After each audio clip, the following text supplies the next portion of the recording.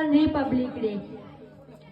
I feel proud to present this speech. At first, I wish you all a very happy Republic Day. Republic Day is the national festival of our country. On 26th January 1950, the Constitution of India come into force. It is supreme law of India.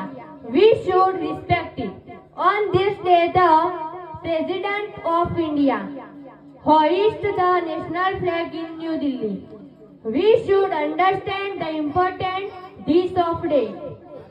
I proud be an India and I love my country very much. Jai Hind, Jai Bharat.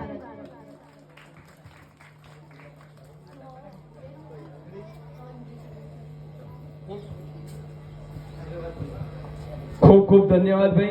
અંગ્રેજી speech આપણે બધાએ સાંભળી અને આપણે બધા જાણીએ પણ છીએ કે આજે